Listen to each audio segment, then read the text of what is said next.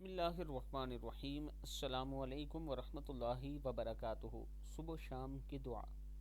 کریمہ کا خاتم النبیین حضرت محمد صلی اللہ علیہ وآلہ وسلم کا معمول تھا، آپ صبح و شام یہ دعا پڑھتے تھے۔ یہ دعا پڑھنے کا فائدہ یہ ہے کہ 4 بیماریوں سے موت تک حفاظت، جذام، جنون اور اندھا ہونے فالج سے آپ کو بچائے گی۔ ہر روز صبح فجر کے بعد سبحان اللہ العظیم و بحمدہ ولا حول ولا قوت الا باللہ پڑھا کریں۔ سبحان اللہ العظیم و بحمدہ ولا حول ولا قوت الا باللہ، ہر روز فجر کے بعد یہ دعا پڑھا کریں۔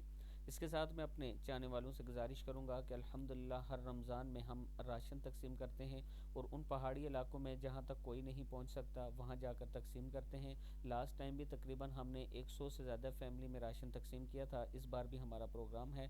اگر آپ لوگ اس میں اپنا حصہ ڈالنا چاہیں تو میرا واٹس اپ نمبر 031250000987 ہے۔